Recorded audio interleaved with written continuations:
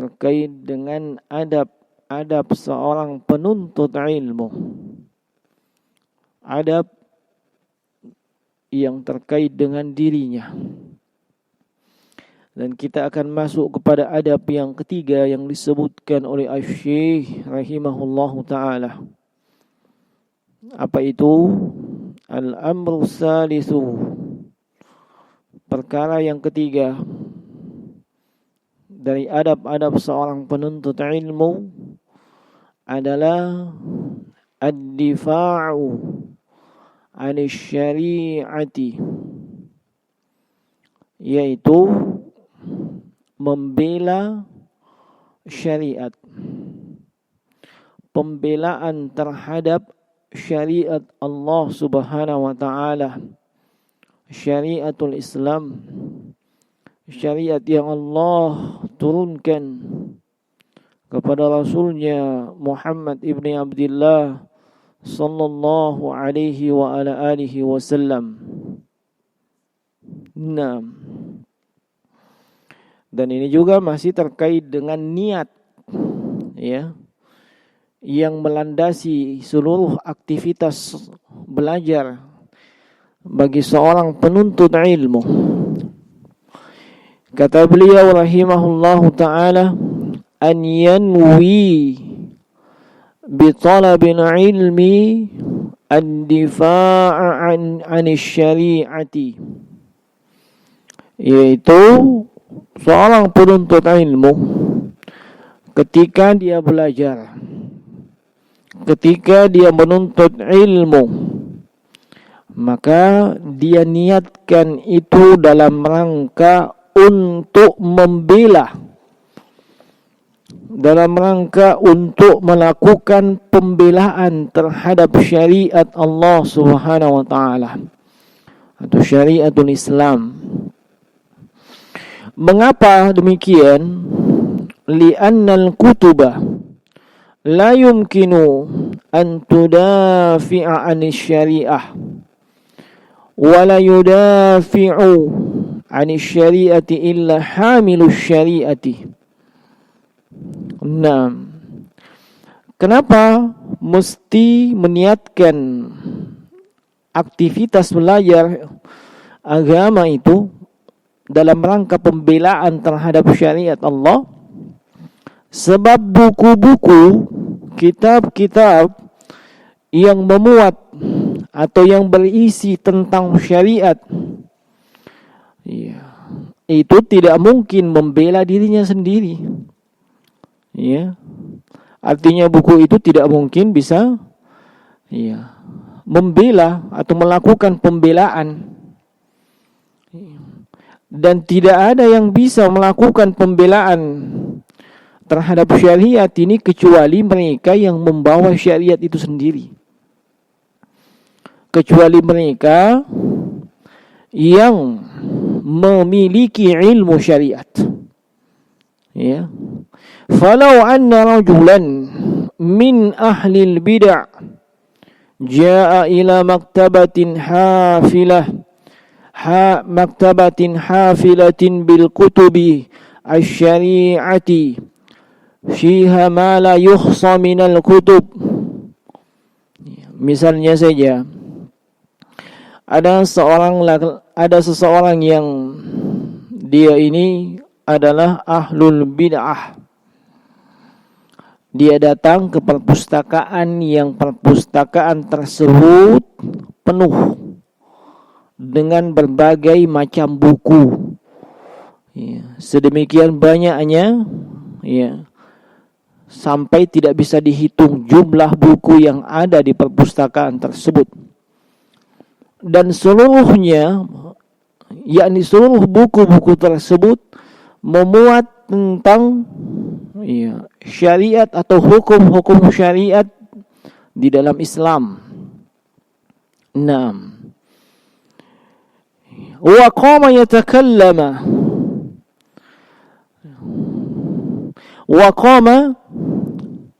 yatakallamu bi bid'atin wa yuqarriruha. Ya, laki-laki tadi ini itu dia pun berbicara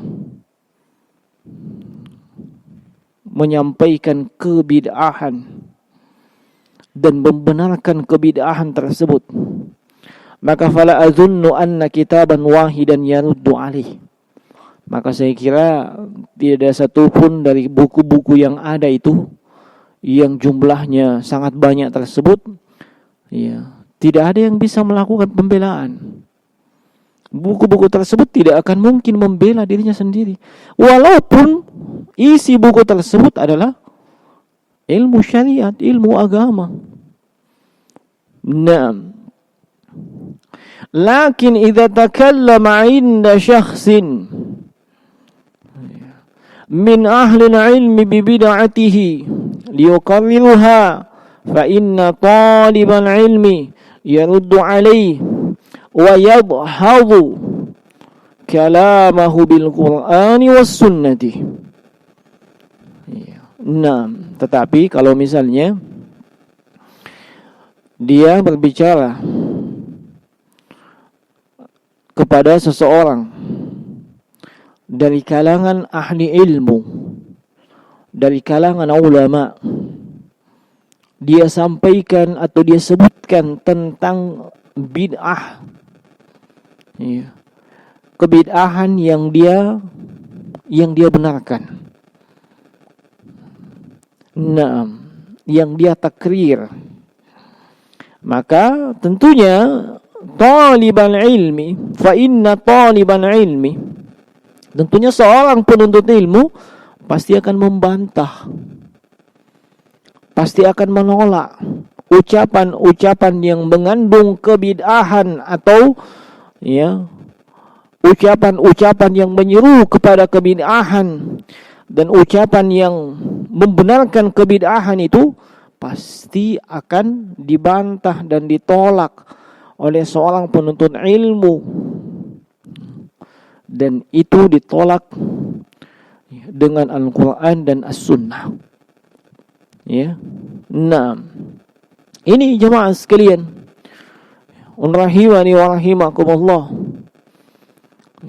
seorang yang memiliki ilmu, ya, tentunya itulah yang bisa membantah syubhat-syubhat yang dilontarkan, ya, oleh mereka yang maksud dan yang memiliki maksud dan tujuan yang tersembunyi ataupun maksud dan tujuan yang nampak atau zahir. Ya, buku-buku yang berisi ilmu syariat tidak mungkin membela dirinya sendiri, tetapi yang membela syariat ini, iya, dari segala macam bentuk penyimpangan, tentunya orang-orang yang sudah memiliki ilmu syariat, orang-orang yang sudah memiliki ilmu agama, baik dari kalangan penuntut ilmu sampai kepada para ulama. Naam. Fa'ala talibul ilmi an yanwi bi talabil ilmi ad-difa' an syari'ati. Olehnya wajib atas seorang penuntut ilmu ketika ia belajar, ketika ia menuntut ilmu, dia niatkan itu dalam rangka pembelaan terhadap syariat Allah Subhanahu wa taala. Lianna ad-difa'a 'ani syari'ati la yakunu illa birijaliha kas-silahi tamaman. Sebab pembelaan akan syariat ini tidak akan mungkin kecuali dengan adanya seseorang yang membelanya. Sebagaimana, iya, sebagaimana halnya dengan sebuah senjata. Ya. Naam. Lau kana indana aslihatun mala'at khazainaha fahal hadhihi aslihatu tastati an taquma min ajli an talqiya qadha'ifaha 'ala al-adu. Di sini beliau memberikan contoh, seandainya kita memiliki persenjataan yang komplit, yang lengkap, ya. Persenjataan yang komplit, yang lengkap. Apakah senjata-senjata ini bisa, ya, dengan sendirinya, ya, itu melawan musuh? Ya. Apakah senjata-senjata yang lengkap ini, ya, kita punya senjata persenjataan yang lengkap ini, apakah cukup meletakkan senjata itu akan langsung bisa, ya, menghancurkan musuh? Atau la yakunu dzalika illa birrijal, itu tidak akan mungkin bisa terjadi kecuali ada orang yang menggunakan senjata tersebut. Ada orang yang memakai senjata tersebut. Fal jawab, maka jawabannya la yakunu dzalika illa birrijal wa kadzalika al-ilm.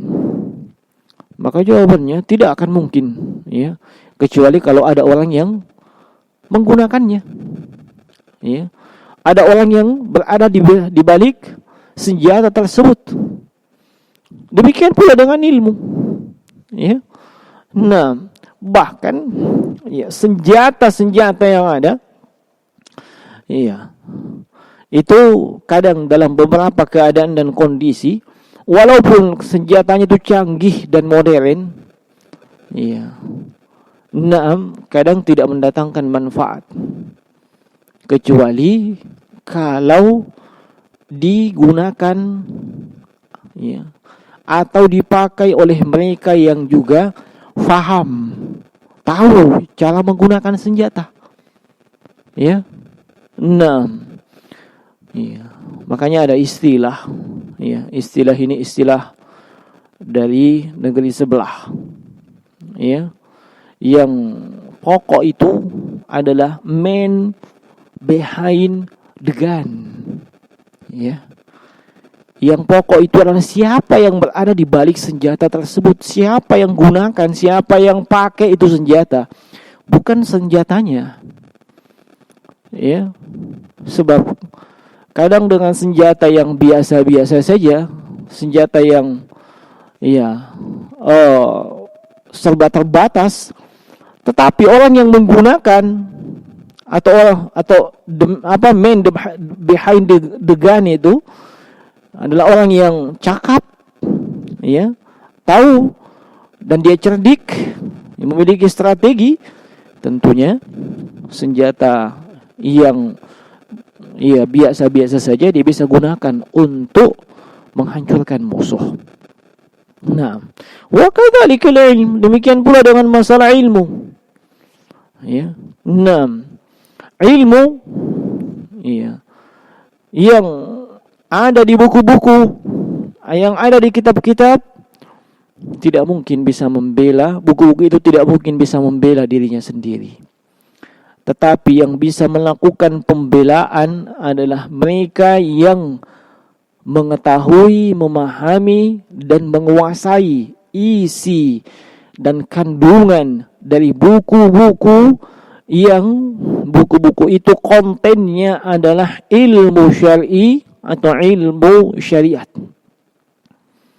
Dengan hal itulah ia bisa melakukan pembelaan, ia bisa melakukan bantahan, ya, ia bisa melakukan penolakan. Summa innal bid'ah tatajaddad, ya. Kemudian untuk kita ketahui, yang namanya kebid'ahan itu berkembang dengan pesat, ya, mengalami perkembangan. Faqad tujadu bid'ah ma hadathat fi zamanil awal wa la tujadu fil kutub fala yumkinu ay yudafi'a anha illa talibul ilm, ya. Nah, yang namanya kebid'ahan itu kan juga berkembang, ya. Nah, terkadang kita mendapatkan atau menjumpai sebuah kebidahan atau berbagai bid'ah yang ini kebidahan tersebut tidak terjadi atau belum terjadi di masa-masa awal atau masa-masa sebelumnya. Dan itu karena itu belum pernah terjadi sebelumnya, maka tidak kita temukan di buku-buku, tidak dibahas oleh para ulama. Nah, maka tidak mungkin ada yang melakukan pembelaan terhadap syariat Allah, terhadap agama Allah dari semua atau segala macam kebidahan yang terjadi tersebut, kecuali kalau dia ini adalah seorang penuntut ilmu. Nah, walihada aqul, oleh sebab itu saya katakan, kata beliau, inna mimma tajibu mura'ati li talibil ilm ad-difa'a anis syariah.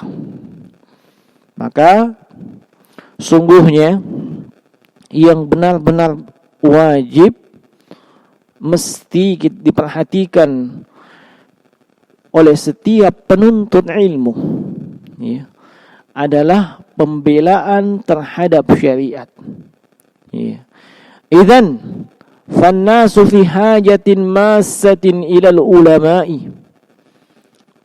Oleh sebab itu manusia itu betul-betul sangat membutuhkan ulama li ajli ayyaruddu ala kaidil mubtadi'in wa sa'irah, li ajli ayyaruddu ala kaidil mubtadi'in wa sa'iri a'da'illahi azza wa jalla. Supaya apa?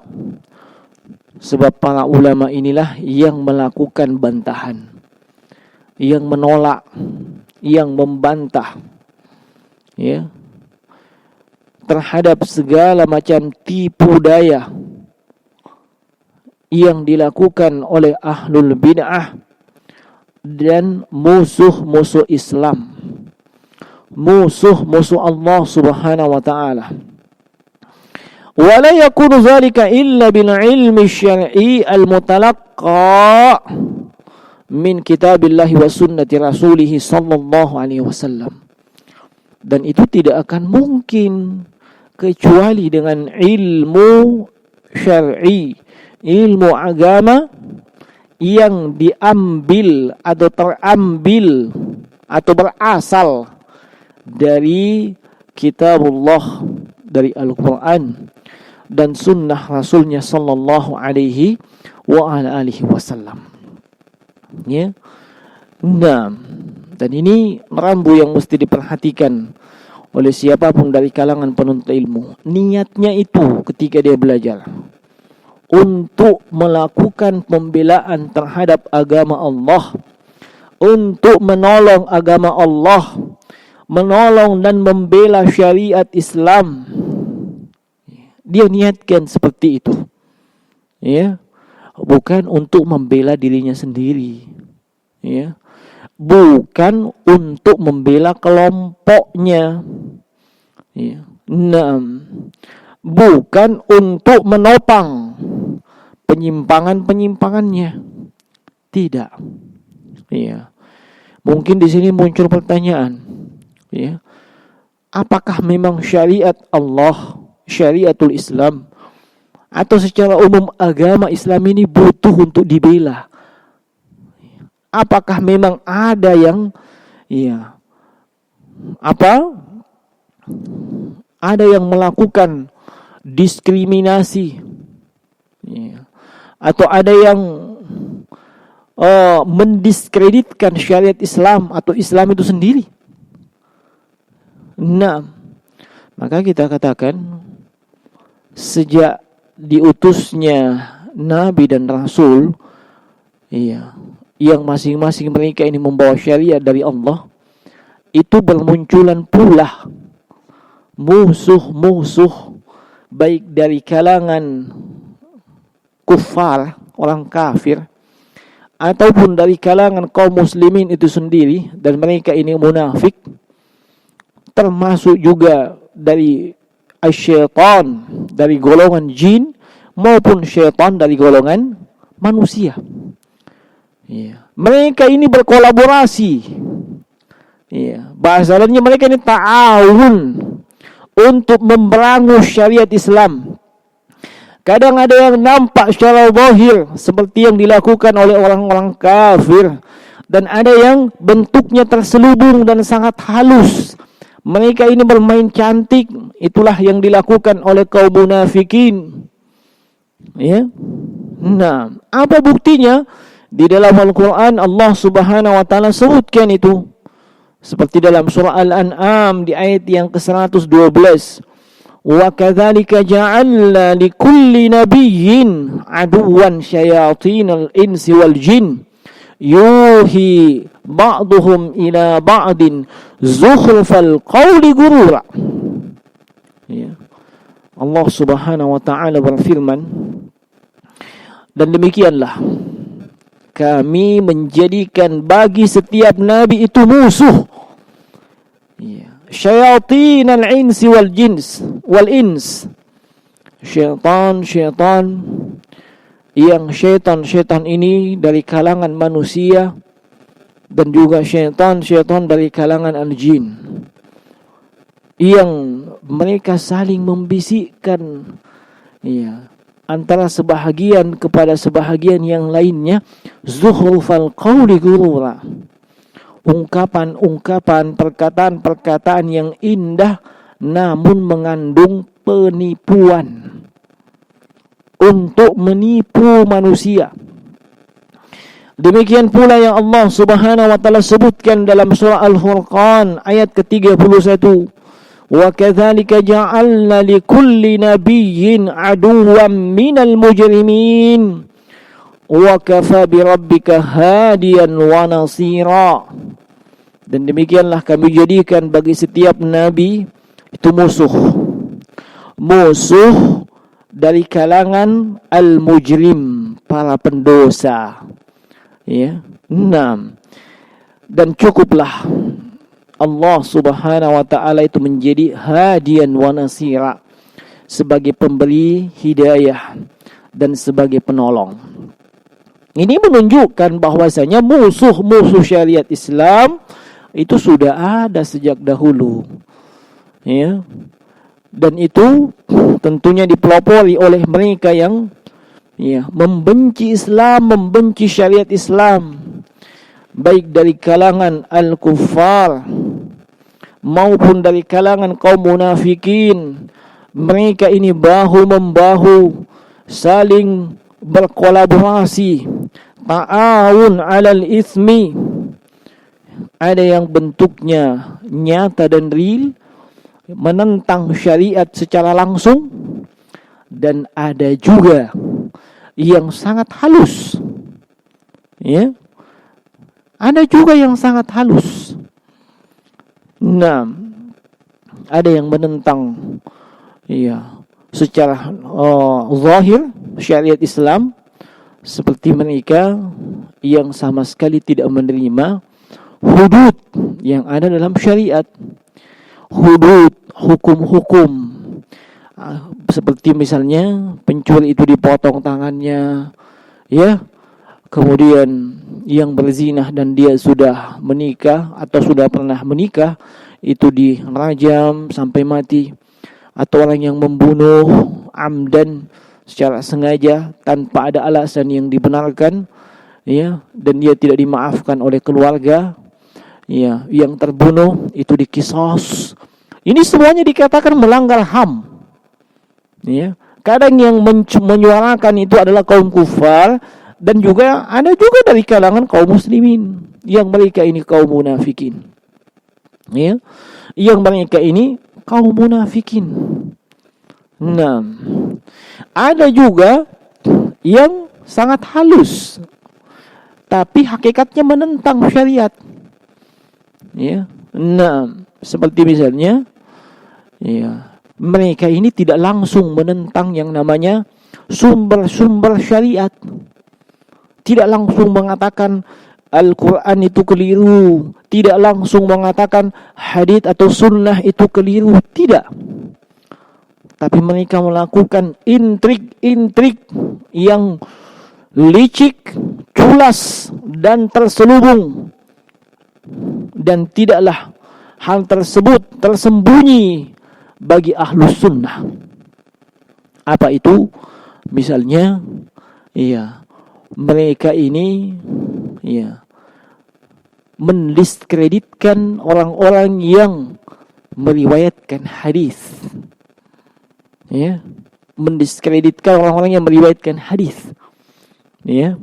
Dimaklumi jamaah sekalian, ikhwani fiddin wa akhwati fillah, ketika seorang ahlul hadis atau seorang peneliti di bidang hadis, ketika dia hendak mentahqiq sebuah hadis atau mentakhrijnya atau mentashihnya, maka tentu diadakan penelusuran. Diadakan penelusuran terhadap perawi hadis. Perawi hadis, mulai daripada ulama yang mengeluarkan hadis tersebut, terus ke atas sampai kepada gurunya, sampai kepada tabi'in, sampai kepada tabi'in, sampai kepada sahabat, sampai kepada Rasulullah sallallahu alaihi wasallam. Itu diteliti seluruhnya. Diteliti seluruhnya. Dan para ulama ahli hadis itu sepakat bahwasanya yang diteliti, bahwasanya yang tidak akan diteliti adalah para sahabat. Para sahabat walaupun mubham, tidak disebutkan misalnya dalam sebuah hadis disebutkan bahwasanya an ahadus sahabatin Nabi sallallahu alaihi wasallam, dari salah seorang sahabat Nabi sallallahu alaihi wasallam. Mubham, tidak diketahui siapa sahabat itu, siapa namanya. Tetapi orang yang meneliti hadits atau sanad atau perawi hadits itu tidak akan mempersoalkan itu. Apakah sahabat itu diketahui atau tidak? Kenapa? Sebab para ulama sepakat kullu sahabah udul. Semua sahabat itu disifati dengan adil. Apa itu adil? Istiqamatud din wal muru'ah. Lurus agama dan muru'ahnya. Itu sepakat. Nah, yang diteliti itu adalah setelah sahabat, tabi'in, tabi'in dan seterusnya. Itu diteliti. Nah, musuh-musuh Islam, mereka ini sangat licik. Mereka tidak katakan hadits ini ditolak, hadits ini tidak bisa diterima.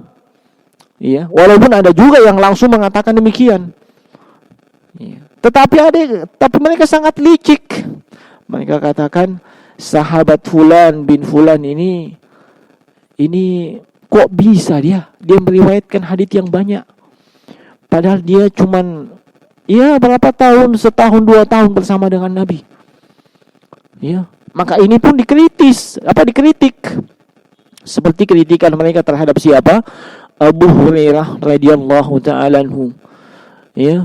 Abdurrahman ibn Sakhr ad-Dawsi dikritik, masa cuman 2 tahunan bersama dengan Nabi, kok dia yang paling banyak meriwayatkan hadits 5.374.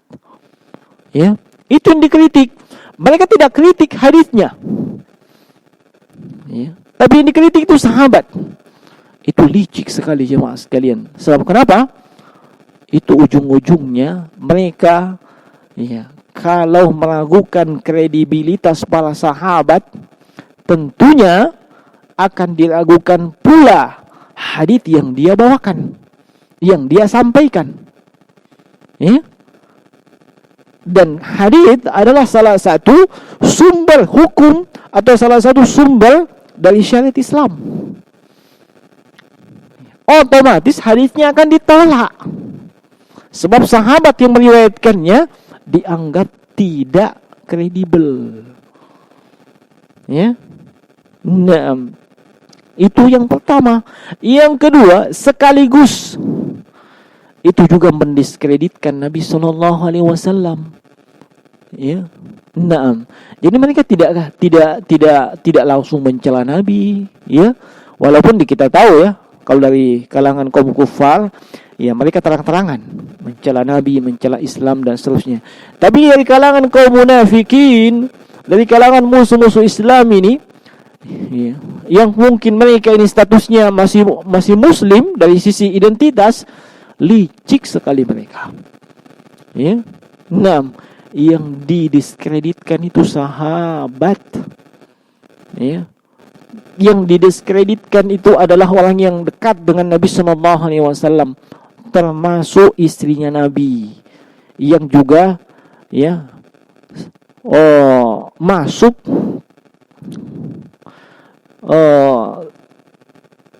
dari kalangan ya, sahabat yang banyak meriwayatkan hadis, yaitu Aisyah radhiyallahu taala anha, yang kalau saya tidak salah meriwayatkan hadis 2210. Ya. Kalau diragukan itu, otomatis hadis yang jumlahnya 2200 lebih itu akan ditolak. Ya. Kalau itu ditolak, maka otomatis tidak bisa dijadikan acuan, landasan dan hujjah dalam syariat Islam. Tidak bisa dipakai. Ini trik liciknya mereka. Ya. Dan ahlus sunnah wal jamaah, karena mereka ini adalah ahlus sunnah wal jamaah, paling tahu dan paling faham tentang kedudukan para sahabat, kedudukan sahabiyah, kedudukan azwajun nabi. Iya, tentu mereka akan melakukan pembelaan. Ya. Iya. Mereka akan melakukan pembelaan. Dengan apa mereka membela? Dengan ilmu. Ya? Dengan ilmu mereka lakukan pembelaan, bukan dengan perasaan. Ya. Nah, bukan dengan perasaan. Kalau dengan perasaan, nah itu yang banyak yang terjadi. Ya, karena mengandalkan perasaan, semua yang dianggap tidak sesuai dengan syariat Islam menurut perasaan, ya, itu akan diprotes kiri kanan. Ya, diprotes kiri kanan. Coba saja lihat, kita menoleh ke belakang ketika ya diberlakukan yang namanya physical distancing atau sebelumnya social distancing. Ya, tidak boleh ya antara satu dengan yang lainnya tidak boleh berdekatan. Naam. Kemudian tempat-tempat yang di situ terjadi pengumpulan massa itu dihimbau untuk dikosongkan, seperti sholat di masjid. Ya, dihimbau dan dianjurkan sholat di rumah. Ya, apakah ini diterima baik oleh masyarakat dan kaum muslimin? Ya, walhamdulillah ahlu sunnah wal jamaah yang faham itu terima dengan baik. Ya, kenapa? Sebab semuanya itu berdasarkan maqasidus syariah. Maksud dari syariat Islam itu sendiri. Ya, maqasidus syariah ad-daruriyah, yang salah satunya adalah hifdzul. Ya. Salah satunya adalah hifdzun nafs, menjaga jiwa, menjaga nyawa. Dan itu juga berdasarkan sabda Nabi sallallahu alaihi wasallam, la darar wa la dirar. Tidak boleh mendatangkan mudarat bagi diri sendiri dan orang lain. 6. Tetapi ada juga yang protes. Kenapa cuman masjid? Pasar kok tidak? Mall kok tidak? Dan seterusnya. Masya Allah. Kalau yang protes ini dari kalangan awam, dimaklumi. Mereka mengandalkan perasaan. Ya. Mereka mengandalkan ghirah. Ya. Kecemburuan. Semangat. Ya. Tapi ghirah ini seperti yang dibahasakan oleh Syekh Profesor Sulaiman Ar-Ruhaili, ya, sebagai ghirah al-kadhibah. Iya. Kecemburuan yang dusta. Ya. Masa masjid diperlakukan seperti itu, lalu pasar tidak? Masya Allah. Sekali lagi, kalau itu dari kalangan awam, dimaklumi dari perasaan, mengandalkan perasaan. Tetapi kalau itu yang disuarakan oleh mereka yang katanya penuntut ilmu, maka ini yang saya kadang tidak habis pikir. Kok dia berani-beraninya menyandingkan antara masjid dengan pasar? Sebuah analogi sebuah kias yang tidak bisa diterima. Ya. Nah, itu yang lalu. Padahal mungkin niatnya apa? Membela syariat. Ya. Ya, termasuk bagian dari syariat Islam kan sholat berjamaah, sholat Jumat, ya, dan seterusnya. Ya. Nah, termasuk nanti kalau benar-benar pemerintah Saudi Arabia meniadakan, ya, ibadah haji di tahun 1441 atau 2020 ini, ya, mungkin muncul lagi, ya, protes kiri kanan, ya, dan mungkin itu wallahu ta'ala alam dilandasi dengan niat membela syariat, ya. Nah, dan yang semisalnya, ya, berkuar kiri kanan dan seterusnya, sebab ini ibadah haji dan seterusnya, salah satu rukun Islam dan seterusnya. Ya. Kalau itu yang protes adalah dari kalangan masyarakat awam, dimaklumi mereka ini mengandalkan perasaan, ya, bukan mengandalkan ilmu, ya. Tapi kalau itu yang protes dari kalangan penuntut ilmu, apalagi seorang ustadz, waduh, ana pribadi nggak habis pikir, ya. Apa mereka ini nggak paham bahwasanya kalau melakukan ibadah haji itu, ya, manusia dari berbagai belahan dunia itu datang dan tidak diketahui apakah mereka ini positif atau negatif COVID. Lalu mereka berinteraksi, berdekatan dan seterusnya dalam rangka tawaf dan yang lainnya. Ya. Padahal itu adalah salah satu, ya, sarana yang bisa menularkan virus COVID-19. Ya. Wah, ini kan kewajiban, ini kan rukun Islam, hukumnya wajib. Taib, itu Pak, dan pasti mendatangkan maslahat. Iya. Tolong dipahami jemaah sekalian rahimani wa rahimakumullah. Iya. Ketika ada maslahat dan ada mudarat, ada maslahat, ada mafsadat, ya, ada manfaat, ada mudarat, maka penuntut ilmu itu tahu bahwasanya, ya, dia lebih mengedepankan untuk menolak mafsadat dibandingkan mengambil, ya, maslahat, menolak mudarat dibandingkan dia mengambil manfaat. Iya, ini dipahami kaidahnya oleh para penuntut ilmu. Ya. Apa maslahat yang bisa dicapai? Ditunaikan ibadah haji, tunaikan rukun Islam. Apa mafsadat yang bisa timbul? COVID-19, pandemi COVID-19 tidak bisa dibendung, ya, sebab berjutaan manusia akan berkumpul di satu titik yang saya kira pemerintah Saudi Arabia akan sulit melakukan rapid test untuk setiap orang dari jemaah tersebut. Nah, iya. Lihat saja nanti. Iya. Maka seorang ia mengaku dirinya sebagai penuntut ilmu, apalagi ustadz, apalagi kiai, ia harus benar-benar memposisikan dirinya. Iya. Ketika dia membela syariat ini, dia tahu bagaimana syariat ini dan bagaimana dia membela syariat ini. Dia paham akan hal tersebut. Dan itu diawali dengan niatnya ketika dia menuntut ilmu. Ya. Nah, dan waliyadzubillah, jangan sampai mereka melakukan yang seperti itu. Ya.